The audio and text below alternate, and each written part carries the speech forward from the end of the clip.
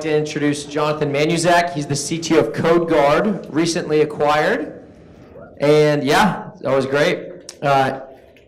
He is overseeing the product architecture, engineering efforts for product management. He's basically lead developer from day one all the way to acquisition. And I can remember when Jonathan and his CEO, David, they were in the ATDC for 2 years, and they've stayed kind of stealth, just focusing on the customer, building a great product, and voila, another overnight success story. And so I can't wait to see your presentation from prototype to minimum viable product. Please welcome to the stage, Jonathan Manuzak.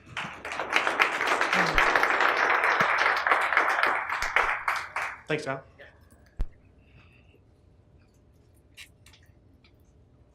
All right, good afternoon. I hope everybody had a good break.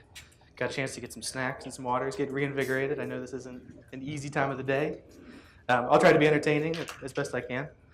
I did want to share a little bit of my background, a little more than what John said, just to maybe contextualize some of the things that I wanted to talk about today. Before coming down to Atlanta, I worked at a little company called IBM. At the end of my time there, I was leading what they called the SEAL team. And I'm sure at some point in the 80s that was a fun acronym for something. But what it meant for me was I had a team of engineers, QA people, and customer service professionals, and we would get dropped into these tough customer engagements.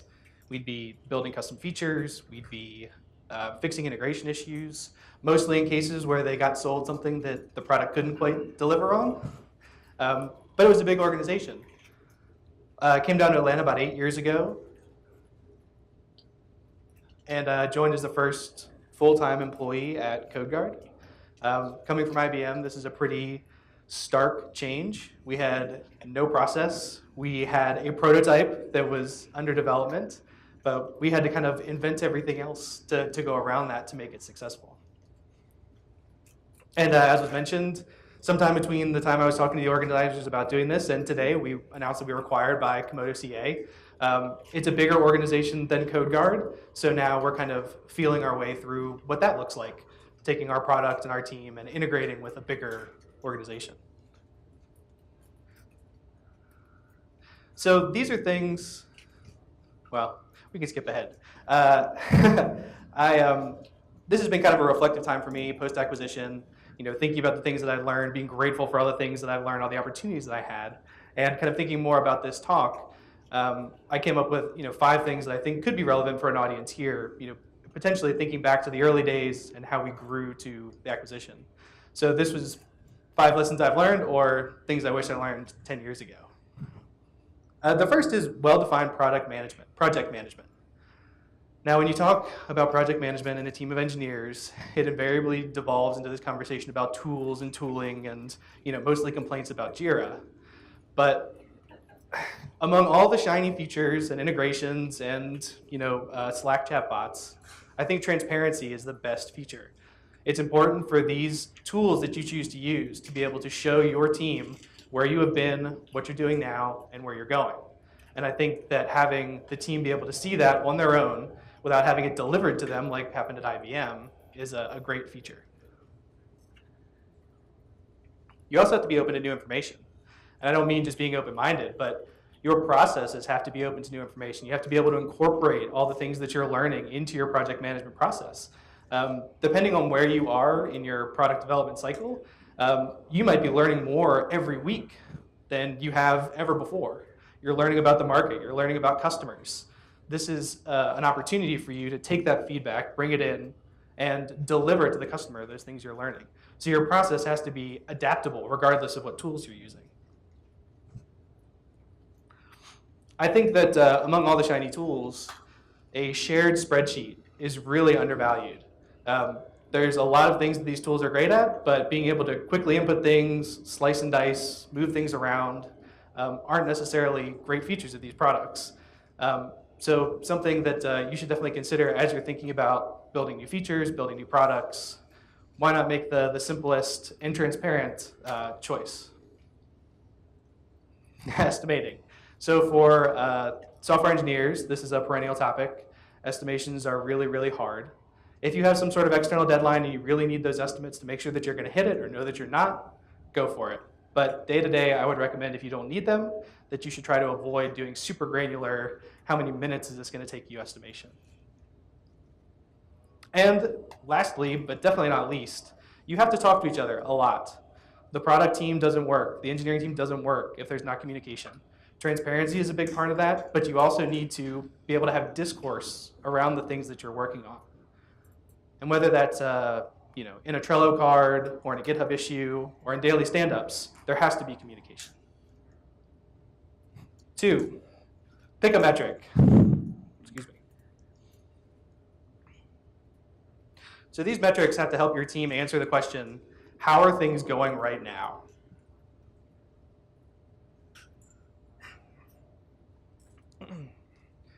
It's hard for a high-performance engineering team to focus on a bunch of things at once, especially in the early days, especially when things aren't going super great. They're not stable.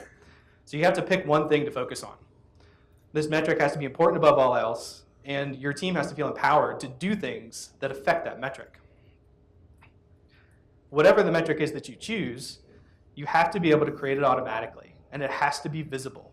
If you can't generate it automatically, if you're waiting for somebody to go run a report and post it on the refrigerator in the kitchen, then it's probably not going to be super useful for the team. Everybody needs to be able to see these metrics. They should be able to be updated and as close to real time as possible. And the metric can totally change. In fact, it should change. As your business evolves, as your product evolves, these things have to change. It should still be tightly aligned with whatever the business or product goals are. This example here is our backup success metric. It is, when I took the screenshot, and it still is today, 100% for today and the last 7 days. That's something that we worked really hard on. It took singular focus to get there, but it's not the only thing we've ever focused on. We've also looked at things like churn or trial conversions or revenue or Amazon costs. These are all things that we've looked at different phases of the product. And again, this might be a theme today, but you have to talk about the metric a lot. You, as leaders, have to set the expectation to the team of what this metric needs to look like, what happens if it doesn't look the way that it needs to, and what is the path for getting there from wherever we are today to what we think success is for the metric. Thoughtful operations. So I'm talking more here about development operations, engineering operations, infrastructure operations, not so much business operations.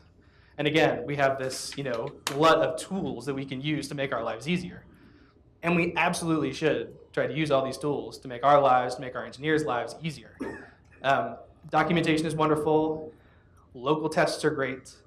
But you should automate end-to-end from the developer that starts day one to the production deploy. Everything in between should be automated to the extent possible. Virtualization and containerization. 2 buzzwords, but they're super helpful in this case. If you are able to virtualize and containerize your application, this is specific for SaaS tools, but if you're able to virtualize it, then it looks really similar for the engineers that are working on it and what's actually happening in production. It reduces those issues of, well, this doesn't happen for me locally, if you guys can make it closer, make the environments look closer together. It also gets your team out of the business of trying to troubleshoot each other's development environments. If there's no cost for blowing it away and trying again, that makes it a lot easier than what dependency did you break? What side project were you working on when you overwrote this? That kind of thing. And this, optimized for first run success, I think is the key to all of these smooth engineering operations. You want to be able to have somebody that comes in on the first day, get up and running quickly. It's great for morale for that person that's getting started. It's also great morale for the rest of the team that doesn't have to help them and hold their hand as they go walk through 50 steps of documentation to get up and running. And while, yes, automation is awesome, it does have to be maintained. Maintenance in this case is not a bad thing. It means things are changing. It means your product is evolving. It means your infrastructure is potentially changing and growing and becoming more resilient. But it does have to be updated, and you should budget for that as part of your project management. And unlike the last two, this is something you should talk about only when it's needed. This should largely, while it will be an investment to get up and running first, this is something you shouldn't have to be revisiting all the time. If you get to the point where you are separating your infrastructure operations from the engineering team, then it makes sense to have a conversation. But otherwise, just keep moving it forward, making sure your production environment and your your development environment and your production environment are as close as reasonably possible. Number 4, home stretch, customer support. And I put support in the scare quotes here because I don't think that that's the right way to think about it, especially in early stage SaaS companies. I think the way that we talk about things, the words that we use to communicate internally are also important. So notice I didn't say user support. These aren't users, these are customers, they're paying us. And I think support could better be called something like customer success or customer excellence. I think a lot of this has to do with creating the right tone and relationship between the person that's answering the phone or manning the chat and the person on the other end. I think that particularly for SaaS companies, customer success, or whatever you choose to call it, has to be an engineering discipline. It is the engineers that are building the product, it's the engineers that are managing the service that the customers are paying for. So if there's a disconnect between engineering and the customer, there's going to be problems that arise because of it. And I think everybody is probably familiar with the technology adoption lifecycle here, crossing the chasm and all that. I only bring this up because, especially for early stage companies, you have to understand where your product is along this curve. If you get posted on Product Hunt or featured in Hacker News, the feedback that you're going to get, the feature requests that you're going to get may be different from what you are intending your audience to be, somewhere in the middle, the majority, because you're talking to a bunch of super early adopters. So just something to be cognizant of as you're starting to get out there into the world and talking to customers. Now, mistakes definitely happen. CodeGuard, we've been around for going on 8 years now. We had a mistake last week. They could have been bad, could have led to customer data loss. Never good when that happens. It's especially never good when a customer finds it before you do, if it gets out of your QA process. But when things like that happen, you have to own it. You can't just say, oops, sorry. You have to say, wow, that's really bad. What can we do to, 1, make you successful in whatever it is you're trying to do right now? And 2, what can we do to make this better so that it never happens again? And unlike what I've talked about previously, I think this is an area where you should be wary of automation. It's really easy and really addictive to start firing off those canned responses and text snippets that say, okay, sorry, go look at our documentation. But if you eliminate the opportunity for somebody with a brain to investigate and potentially resolve the issue, you're missing out on a lot of potential product growth. And again, this is a theme. You have to talk about it a lot. You have to have internal champions for your customers that are bringing up these issues that keep recurring. You have to have champions that say, wow, this is really a problem for our super high-end customer, where we're going to go, or the kind of customer that we want to acquire. So it's important to be talking about this and building in time to resolve issues that are occurring for customers. And last but not least, the team. I definitely don't want to step on the people talk that's going to happen here shortly, but when I'm talking to people in the community, team building, recruiting, that is the topic of the day, especially in this market. It's absolutely hard, and being a leader on a high-performance engineering team, part of your job, whether you like it or not, is going to be recruiting. It's really challenging because a lot of the people that are really good aren't out looking for jobs. They're not throwing their resume around. They're not, actively seeking something. So it's super challenging to find people to build the relationship so that when the timing is right, you can get them on board. Internal referrals. This is kind of something that will happen organically, especially if you're not overtly paying for these referrals to happen internally. But there's something you have to take really seriously. If somebody that you've already hired that's already on your team is coming to you and saying, here's a person I want to work with, here's a person I want to work side by side with every day, that's something you have to take really seriously. But at the same time, you can't compromise on your values. You have to be true, you have to be brutally honest about where your company is right now, what the needs are, and what this candidate potentially has to offer. There's a lot of desire, especially again in tight markets, to say, it's not a perfect fit, he's not the great long-term hire, or she's not the great long-term hire, but we need somebody today. I would say resist that, wait till you find somebody that really complements the team where it is today. Because on a team of 5 or 10, adding one more person really changes the dynamic of that team and the culture of that team. Timing is important. And I don't just mean the how much notice do you have to give before you can start kind of timing. I mean organizational timing. Again, there are people out there that are really good that I would love to hire or would have loved to hire in our first year at CodeGuard, but they need more of the big company support system around them to be successful. They need dedicated QA. They need somebody else that they're taking out the trash. They don't want to talk to customers, or they've done that enough. So there are people that might have perfect engineering skills, but you don't have the organization to support them yet. And you need to be honest about that. And to stay on brand here, talk to a lot of people. There's no substitute for getting out in the community, which is why I have all these pictures on the slide here. We have this embarrassment of riches here in the Atlanta community of people that are willing to help and want to help, and organizations where people can get together. And with that, I'll throw my hat into the ring. I'm in a fortunate place where I have the opportunity and time to help, and if anybody out there needs a hand, wants to talk, has ideas, I'd love to talk to them. Thanks.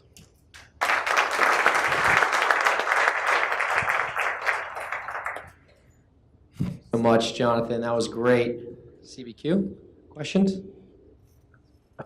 Jonathan, thanks for the talk. You said, I liked it, you said customer success should be an engineering discipline. Yep. Can you give a good example of CodeGuard of how you did that, or something you do to make sure, because you gave an example even when you said you were recruiting, that it can be hard to recruit people, engineers who really care.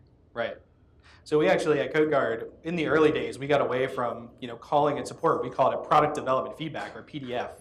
We discovered that in the market we were going into, there were a ton of edge cases that weren't immediately obvious. CodeGuard, we do website backups, so we're dealing with people that are potentially hosted here in the US to people that are using free hosting in Eastern Europe. And we didn't have the forethought or the presence of mind to do that testing of free hosting providers in Eastern Europe that are basically operating on an old 56K modem. But it was customers that tried it that then had issues. So we took in all of this information that were coming in from customers as feedback for the product. And we didn't, our goal was not to just make it work for them and run away, but it was to improve the product or tell them no, that we can't service them or something like that. And still to this day, we have engineering team members that work on the front lines of support, that are answering questions for customers. See, I did it.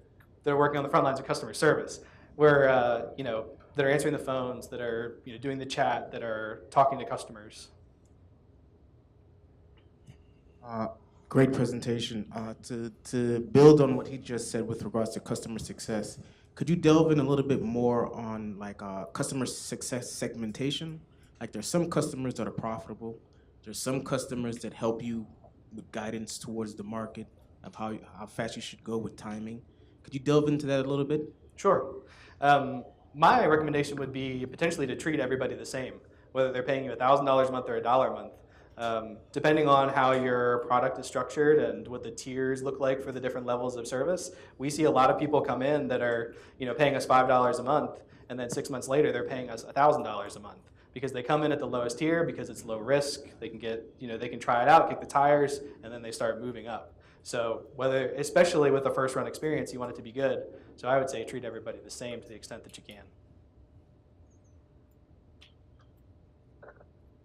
So you talked about automating early. How early is early in automation? Because DevOps is a technical debt that is difficult to pay in the very early stages of application development or creating a piece of software. So how early did y'all start implementing Kubernetes or something like that? Yeah, not early enough, which is why I wanted to mention it here. I think if you're asking the question, it's time to start seriously considering it. But I think realistically, it depends on where you see the team going and what the needs of the product are. If you need to deploy 10 times a day, or if you need to deploy once a day, there's going to be a different weight to how much time you should invest in automating one thing versus the other. But with onboarding, you can kind of see that coming. You can see okay, we're going to be hiring here. We want to hire 5 people. This time next year, we want to double our size. You definitely need to put the things in place earlier than that happens to make your lives easier. Great presentation. Thank you so much. You mentioned that you get customers to start from $6 a month coming in at your lowest tier. how do you upgrade them as far as what strategies do you use to get them to continue to go up your value ladder? That's a good question. I mean, for us, we charge per website. So people come in at the lowest tier with one website to try it out. But those people that are coming in to try it out, maybe it's an agency with 100 websites. So they can self-select as they go up the ladder. In terms of how to do it, I think there's a lot more intelligent people out there than I that have written on this. But things like feature gating and restricting the levels of functionality and features you get to push people up the ladder. We've grown a lot through channel and word of mouth, so not a ton of email marketing. We've been able to partner with some really big hosting providers that take care of the marketing for us. They're bringing us their customers because we're a value-added feature for them. For the agencies, for the smaller hosting providers, it's all been word of mouth. We tried to build a really good product, and that takes time, but it pays off.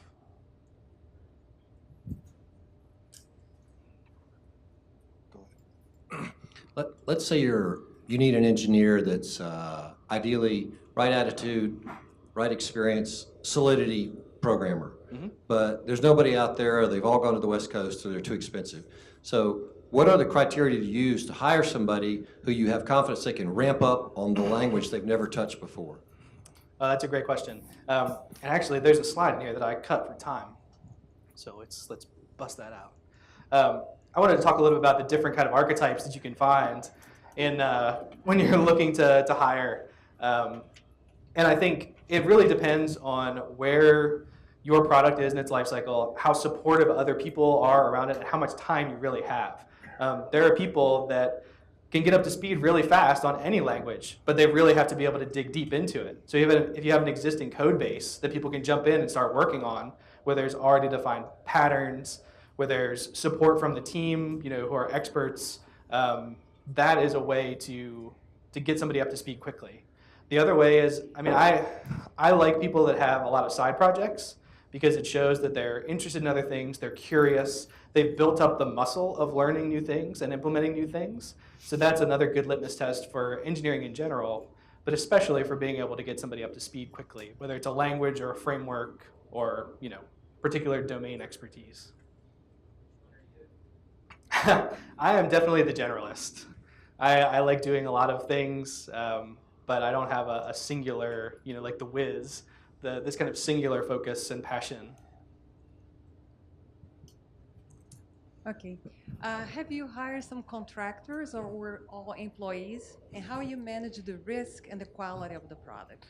Yeah, that's a great question. And also another slide that I have. So these are the number of full-time employees relative to contractors that we've had at CodeGuard since 2011. And this is basically like kind of high watermarks on an annual basis. Managing the risk is challenging. You've got to do all of that up front by finding somebody that you trust. If you can get somebody that can come on site and work side by side, that's a good way to manage risk if you're seeing them every day versus if they're in another country. But we've had great success working with people in other countries. In terms of onboarding, a lot of the automation goes a long way to that because they don't have to ask a lot of questions. They don't have to read a bunch of documentation. They can just kind of fire it up and go. For contractors, it kind of depends on what your needs are. If you have a specific need that, for example, user experience. If you have one page and need somebody to come in and redesign, you can find ways to get them into just that area quickly. Versus if you need somebody that's going to be full stack developer, then you have to widen your search a little bit to somebody that you can work with, you can communicate well with, that's going to be part of the team for an extended period. So I don't know if that answers your question. Let's give Jonathan a round of applause. Give him a hand. Thanks.